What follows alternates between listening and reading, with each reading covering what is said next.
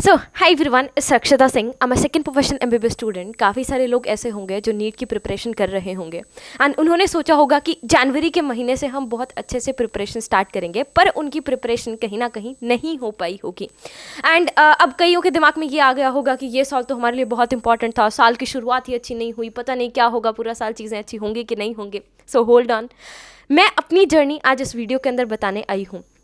यार जो मेरी पूरी प्रिपरेशन का फेज़ था उसमें सबसे जो गंदा महीना मेरे लिए था वो जनवरी का महीना था।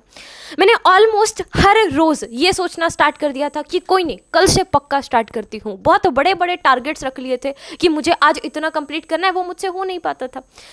नेक्स्ट जितनी भी क्लासेस थी, थोड़ी बहुत क्लासेस लास्ट की बची थी, वो क्लासेस स्किप करना स्टार्ट कर दिया। पहले एटलीस्ट क्लासेस तो ध्यान से लगाते थे, वैसे तो पहले भी बहुत कुछ अच्छा नहीं कर रहे थे, लेकिन क्लासेस तो आराम से ध्यान से लगा लिया करते थे।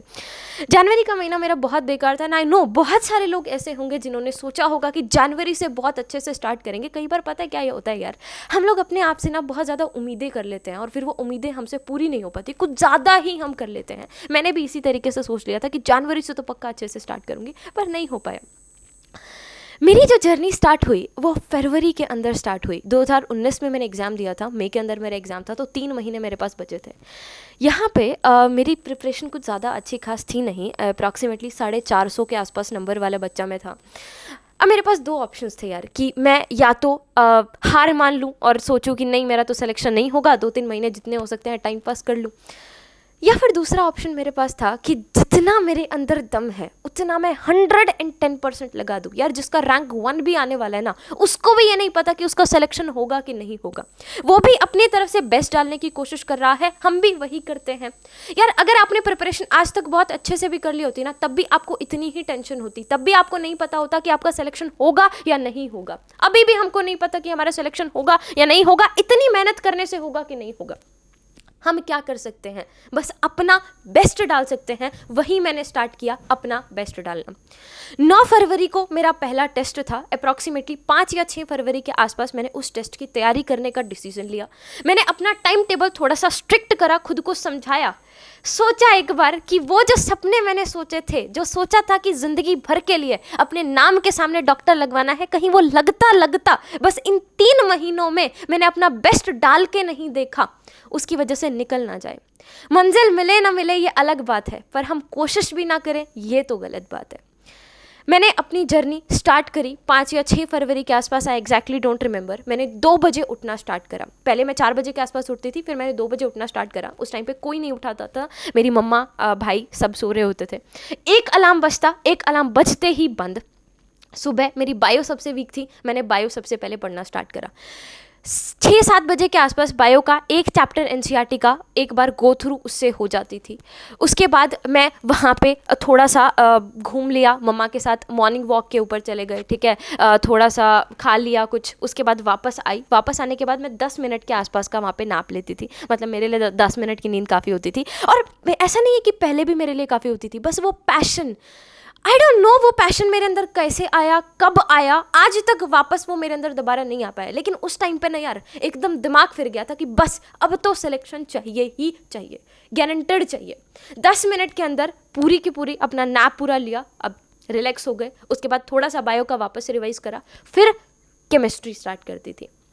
जितनी देर तक केमिस्ट्री हो पाती केमिस्ट्री करती, जो भी मेरा टारगेट होता था वो कंप्लीट करती। फिर दिन में 1 घंटे के आसपास सो जाया करती थी और अप्रॉक्सीमेटली 3 बजे के आसपास मैं फिजिक्स स्टार्ट करती थी। 8 बजे मैं सो जाती थी, क्योंकि अगर मॉर्निंग में मुझे 2 बजे उठना है तो 8 बजे सो जाना। एंड शाम को 1 घंटे के आसपास मैं थोड़ा सा टाइम पास भी करती थी मम्मा के साथ, ताकि थोड़ा सा अच्छा रहे, ठीक है। तो 3-4 घंटे के आसपास शाम को फिजिक्स पढ़ लिया। बीच का जो स्लॉट है वो केमिस्ट्री का, और सुबह का स्लॉट जो है वो बायो के लिए। अब काफ़ी सारे लोग ऐसे होंगे जो वो एग्जैक्ट टाइम टेबल बना के बैठे होंगे, 7 बजे से लेकर 7:05 तक ब्रश। ये जिस दिन छोड़ दोगे ना यार, उस दिन तुम लोग की तैयारी इसका मतलब स्टार्ट हो गई। मेरा सिलेक्शन हो पाएगा या नहीं हो पाएगा, ये क्वेश्चन जिस दिन पूछना छोड़ दिया, मतलब अब तुम्हारी तैयारी जो है वो शुरू हो चुकी है। मेरी जर्नी चली। 4 दिन के अंदर, 5 दिन के अंदर टेस्ट हुआ करते थे। टेस्ट के अंदर नंबर, मैं पूरा अपने एफर्ट्स डाल रही थी, पूरे एफर्ट्स लगा रही थी। आई नो आप लोगों में से भी बहुत लोग ऐसे होंगे जो अपने पूरे एफर्ट्स लगा रहे होंगे। अभी तक पूरी प्रिपरेशन में इतने नहीं लगाए होंगे जितने अब लगा रहे होंगे, लेकिन उसके बावजूद मेरे नंबर घटते जा रहे थे। यार जब आप इतनी तैयारी करते हो उसके बाद आपके नंबर घटने स्टार्ट हो जाएं, तो only those can feel this, जिन्होंने वो चीज़ मतलब खुद फेस करके देखा है। एकदम हिम्मत ना टूट जाती है। 3-4 टेस्ट दिए, कॉन्स्टेंटली नंबर घट रहे हैं, 411 तक मेरे नंबर ड्रॉप हो गए। एक टेस्ट अगला मैंने मिस कर दिया। फिर 3-4 दिन के आसपास तक काफ़ी ज़्यादा टेंशन हो गई थी, मैंने पढ़ाई वढ़ाई नहीं करी, अगला टेस्ट मैंने मिस कर दिया। वापस मैंने सोचा यार क्या फ़ायदा है, नंबर घट रहे हैं, उसका मैं कुछ कर तो नहीं सकती, मेरे हाथ में क्या है यार। सिर्फ ये सोच के देखो, हो पाएगा या नहीं हो पाएगा नहीं पता, तुम्हारे हाथ में क्या है, तुम्हारे हाथ में बस इतना है, अपना बेस्ट डालो। मैंने वापस अपनी स्ट्रेंथ गैदर करी, वापस से अपनी प्रिपरेशन स्टार्ट करी, वापस से शुरू करा। काफ़ी सारे लोग यहाँ पे पूछना चाहेंगे क्या क्या आपने प्रिपरेशन में किया। मैंने सबसे पहली बात अपने तीनों सब्जेक्ट्स के नोट्स फिक्स किए, फिजिक्स के, केमिस्ट्री के, बायो के। अब वो टीचर से देख के तुमको बनाने हैं, किसी भी टीचर को फॉलो कर लो, एक टीचर को, दैट्स इट। उसके बाद उसके हर चैप्टर के नोट्स तुम्हारे पास होने चाहिए और एक जगह से PYQs की प्रैक्टिस और थोड़े से क्वेश्चंस की प्रैक्टिस, दैट्स इट। उसके अलावा कोई मटेरियल की रिक्वायरमेंट आप लोगों को नहीं है। मैं वही चीज़ बार बार रिपीट करती। फरवरी का महीना अप्रॉक्स ख़त्म हो गया था, उसके बाद मार्च हम लोग का स्टार्ट हुआ। इससे पहले मैं बायो की जो NCERT है उसके ऊपर बहुत कम फोकस करती थी। अप्रॉक्सीमेटली 23 मार्च आ गया था, मैं अपने एक सर से मिलने गई थोड़े से डाउट्स वाउट्स पूछने के लिए, और मैं मॉड्यूल से डाउट्स पूछ रही थी। तो उन्होंने बोला कि NCERT कितनी हो गई, NCERT कर ली ना 2-3 बार। मैंने कहा नहीं सर, बायो की NCERT तो मैंने अभी तक नहीं की है। उन्होंने बोला कि बेटा कब स्टार्ट करेगी। काफ़ी सारे लोग ऐसे होंगे जो बोलेंगे कि नहीं नहीं अपने लास्ट तक ही नहीं की, बट यार I swear on my dad, मैंने लिटरली 23 मार्च तक NCERT के सिर्फ शायद 3 से 4 चैप्टर पढ़ रखे थे, सिर्फ 3 से 4 चैप्टर, और मई के अंदर मेरा एग्ज़ाम था। अब मेरी हालत एकदम टाइट हो गई कि अब तो 1 ही महीना बचा है, और सर भी बोल रहे हैं कि बेटा अब इस तक स्टार्ट नहीं करी तो कब करेगी, तेरे को लगता है कि तेरा सिलेक्शन हो जाएगा। बट मैंने मॉड्यूल्स ठीक ठाक कर रखे थे, मैंने NCERT के ऊपर फोकस करना स्टार्ट करा, मॉड्यूल्स पैक करके रख दिया। अगर आप भी मॉड्यूल्स वगैरह बहुत बड़े बड़े हाई लेवल पर जा रहे हो, उसको पैक करके रख देना। मैंने मॉड्यूल्स पैक करके रख दिए। NCERT का डेली एक चैप्टर चल चल के बोल के, ऊपर वाले भी जो होते थे उन तक भी मेरी आवाज़ आती थी, चल चल के याद करना। यार आई डोंट नो, वो पैशन, वो जो करने का था ना कि यार बस बेस्ट डाल दे। मैं बस आप लोग को यही बोलूँगी कि जितना दम है ना अपना 110% लगा दो, फिर देखी जाएगी जो होगा। अपनी तरफ से तो बेस्ट करने की कोशिश करते हैं, कम से कम ये तो ना रहे हम लोग को कि हम कर सकते थे, वरना पूरी ज़िंदगी जो कर सकते वर्ड रहता है ना वो बहुत तंग करता है। ठीक है, मैंने NCERT स्टार्ट करी 23-24 मार्च के आसपास, स्टार्ट किया डेली एक एक चैप्टर। अब 5 दिन बाद देखो तो पुराना चैप्टर, उसमें बहुत सारी चीज़ें भूल गए। टेंशन और बढ़नी स्टार्ट हुई कि अभी तो 38 चैप्टर्स हैं, 38 दिन तेरे पास बचे भी नहीं है, तो कैसे कंप्लीट करेगी। थोड़ा सा मैंने और फोकस किया, फिज़िक्स मुझे थोड़ी सी आती थी, फिज़िक्स को थोड़ा सा मैंने कम किया, एंड मैंने बायो का टाइम और बढ़ाना स्टार्ट करा। एक दिन में 1.5 चैप्टर के आसपास मैंने करना स्टार्ट करा, और साथ में थोड़ी बहुत रिविजन करनी स्टार्ट करी। फिर वही बोलूँगी, टाइम टेबल मत बनाना, सुबह उठो, study, eat, sleep and repeat, ये 4 चीज़ें आपके पास होनी चाहिए। कब क्या करना है ये आपको पता भी नहीं होना चाहिए। रात को जिस दिन तुमको पता ही ना हो कि तुम्हारे टाइम टेबल किस तरीके से क्या क्या चीज़ें हुई, उस दिन इसका मतलब अच्छे से काम तुम लोग का हुआ है। एग्जैक्टली बिल्कुल फिक्स करोगे ना, रात को बैठ के टाइम टेबल बनाना, मतलब नहीं होगी चीज़ें। मैं शाम के आसपास ऊपर छत पे जाके पढ़ा करती थी, सुबह भी जब धूप नहीं होती थी तब भी छत के ऊपर जाके पढ़ा करती थी। तो चल चल के मुझे बहुत ज़्यादा चल के पढ़ने की आदत थी। अप्रॉक्सीमेटली तारीख आ गई 20 अप्रैल। उससे पहले एक और चीज़ मेंशन करना चाहूँगी, 31 मार्च को मेरा एक फुल सिलेबस टेस्ट हुआ था, पहला फुल सिलेबस टेस्ट, जिसमें मेरे नंबर 420 के आसपास बने थे। एग्जैक्टली 1 महीने बाद मेरा एग्ज़ाम है, वही फुल सिलेबस एग्ज़ाम होगा, जिसके अंदर मुझे 600 के आसपास स्कोर करना पड़ेगा, अदरवाइज सिलेक्शन नहीं होगा। ठीक है, तो अब सिचुएशन ऐसी है कि आप 420 के आसपास स्कोर कर रहे हो, आपको 1 महीने में मार्क्स बढ़ाने हैं। आपको बायो की नहीं आती, टेंशन बढ़ रही है, टेंशन मेरी भी बढ़ी थी, टेंशन मुझे भी होती है, बट कोई बात नहीं, फुल फोकस किया। मैं बस एक ही चीज़ सोच रही थी, देखी जाएगी, ना करने से अच्छा जितना दम है उतना लगा दूँ। चल के याद करना एक अलग ही पैशन था यार।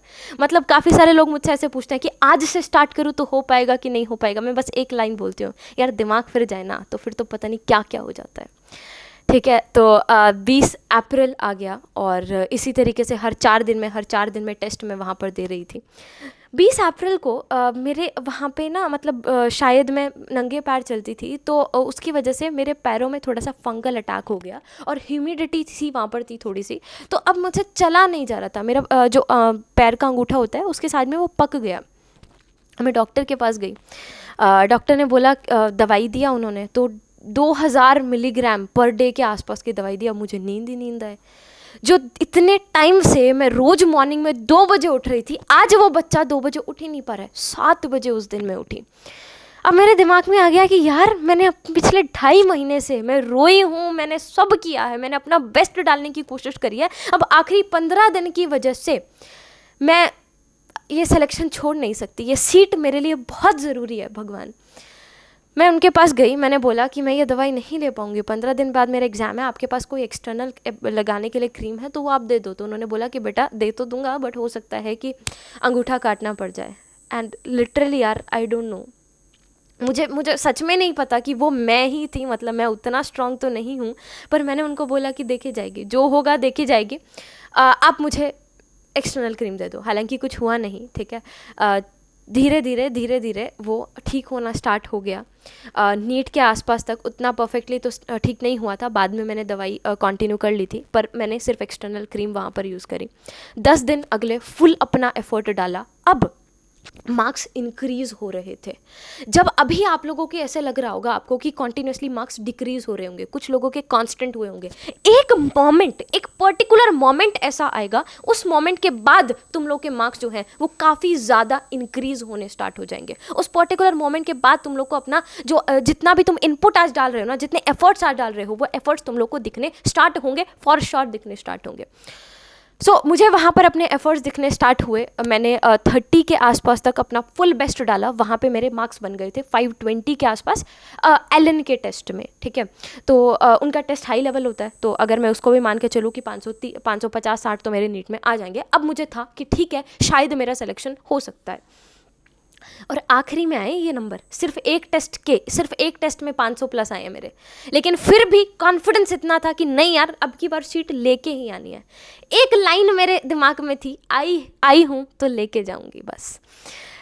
31 के आसपास, 31 या 1 के आसपास मेरा एकदम ना सर के अंदर यहाँ पे इनफैक्ट जो एक नस टाइप है वो भी बहुत ज़्यादा दर्द करनी स्टार्ट हो गई थी। बट मैंने पापा को कॉल करा कि पापा 5 दिन बचे हैं पर नहीं हो रहा, अब मैं थक चुकी हूँ। पापा ने बोला कि बेटा कोई बात नहीं, स्ट्रेंथ गैदर कर, रेस्ट कर, थोड़ी देर 1 घंटा 2 घंटा सो जा, वापस उठ, वापस काम करना स्टार्ट कर। 5 दिन बचे हैं, 5 दिन की वजह से सीट मत गवा देना। 2 तारीख को मैं एलन में लास्ट डे मैंने सोचा कि ठीक है 5 को एग्ज़ाम है, डाउट्स वाउट्स अपने क्लियर कर लाती हूँ जितने भी मेरे बचे हुए थे। मैं गई वहाँ पे, मुझे मेरा ना एक बहुत पुराना बैचमेट मिला, उससे मैंने ऐसे डिस्कस करना स्टार्ट कर दिया कितने मार्क्स बने लास्ट टेस्ट में, कितने नहीं। उसने बोला कि यार बायो का एग्ज़ाम टफ था ना, मेरी बायो ऑलरेडी वीक थी। मैंने कहा हाँ यार बायो का तो पेपर बहुत टफ था। उसने बोला हाँ यार हाँ। मैंने बोला बाय द वे तेरे नंबर कितने बने हैं? उसने बोला 340, 340। वो बोल रहा है कि बायो का पेपर टफ है, उसके मार्क्स बने हैं 340 एंड आई वाज स्कोरिंग 231। मेरा स्कोर था 231 एंड हिज स्कोर वाज 340, और वो बोल रहा है कि हाँ बायो का पेपर टफ था। मैं टेंशन बहुत ज़्यादा लेती हूँ, मैं रोंदू बहुत हूँ। मुझे हो गई वहीं पे टेंशन। मैंने मम्मा को बोला था 2 घंटे में आ जाऊँगी। मैं शाम को 5 बजे तक 4 बजे तक घर ही वापस नहीं गई। मेरी मम्मा ढूंढ के वापस चली गई, कहाँ गई पता नहीं, फ़ोन मेरे पास था नहीं। 5 बजे के आसपास थोड़ा सा वापस स्ट्रेंथ गैदर किया, गई जाके रोया, मम्मा को बताया कि ऐसे ऐसे हुआ। मम्मा ने थोड़ा सा डांटा कि ऐसे कौन करता है, ये करता है। फिर एक टीचर से बात करवाई, खुद समझाया। वो दिन मैंने पूरा ऑलमोस्ट वेस्ट कर दिया। रात को मैं सो गई, वापस 3 को उठी। 3 और 4 तारीख को मैंने अपना जितना रिवीजन मुझसे हो सकता था मैंने किया। 5 को मेरा एग्ज़ाम था, फाइनली एग्ज़ाम दिया। एग्ज़ाम में भी काफ़ी मतलब अच्छा स्टोरी है वहाँ पे। काफ़ी अच्छे से मैंने चीज़ों को संभाल लिया। ख़राब होते होते जैसे मैंने फ़र्स्ट अटैम्प्ट में बहुत ज़्यादा ख़राब कर दिया था। 291 मार्क्स मेरे फर्स्ट अटैम्प्ट में थे। बहुत मैंने मैसअप कर दिया था चीज़ों को। यार प्रेशर बहुत ज़्यादा था यार। जितने भी ड्रॉपर्स लोग ऐसे होंगे ना, वो कंपैरेटिवली ज़्यादा इस चीज़ से रिलेट कर पाएंगे, हमारे ऊपर कितना प्रेशर होता है, क्योंकि ये लास्ट मौका होता है। जो फ्रेशर है उनको कम से कम पता तो है कि एक बार वो मांग सकते हैं कि ड्रॉप करने दो, एक बार ड्रॉप करने दो, बिकॉज बहुत ज़्यादा ट्रेंड में है ड्रॉप करना। लेकिन जब आप ड्रॉपर होते हो ना यार, तो मतलब अलग ही टेंशन होती है कि मैं रिस्क लेके तो देख रहा हूँ, पूरे साल भर आप रिस्क पे खेल रहे हो सिर्फ उन आखिरी 3 घंटों के लिए, जिसमें आपको पता तक नहीं है कि आपका सिलेक्शन होने वाला है या नहीं होने वाला है। बट ठीक है यार, जितना था मेरे अंदर दम मैंने लगाया, और फाइनली मुझे ऐसे लगता है कि जितने दुख मेरे आए उन 3 महीनों में, हो सकता है मेरी स्टोरी थोड़ी सी रोंदू हो, थोड़ी सी फिल्मी हो, बट यही स्टोरी थी।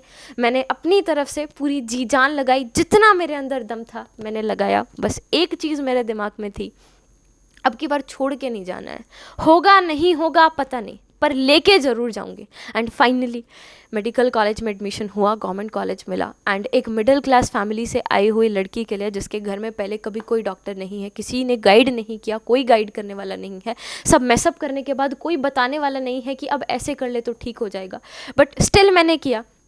आई नो कि मैं उतना ज़्यादा अच्छा नहीं कर पाई जितना और लोग कर गए, लेकिन जितना मैंने किया तो मैंने अपनी तरफ से बेस्ट डालने की कोशिश करी, इतना ही मुझसे हो पाया।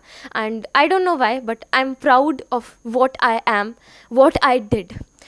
काफ़ी सारे लोग ऐसे होंगे जो सेम मेरी वाली सिचुएशन फेस कर रहे होंगे, और वो हो सकता है इस स्टोरी से रिलेट कर पाएँ। बस मैं उनको यही मैसेज देना चाहती हूँ यार, कि आप जैसी ही एक लड़की है जो आज इस चैनल पे, जिसका आज ये चैनल है, वो अच्छा कर रही है लाइफ में, उसने स्ट्रगल किया है। उसके भी मार्क्स नहीं आते थे, मार्क्स घटते जाते थे, उसने सिलेक्शन लिया है। अगर मैं कर सकती हूँ ना यार, तो सच में मुझे लगता है कि इस दुनिया में हर कोई कर सकता है। I was just an everyday girl, average girl, but still I did. जितना भी किया, जितना भी था, जैसा भी था, मेरी फैमिली एट लास्ट हैप्पी थी। मेरे लिए बस वही मैटर करता है। मैं आप लोग को बस एक ही बात बोलूँगी यार, आए हो तो लेके जाना, right. So thank you so much everyone. अगर वीडियो आप लोग को पसंद आई हो तो make sure to subscribe the channel, to like the video, and नीचे कमेंट सेक्शन में I will request you all, एक लाइन लिख के जाना, आए हैं तो लेके जाएंगे, right. So thank you so much everyone, bye bye, take care, keep working, keep hustling, जय हिंद।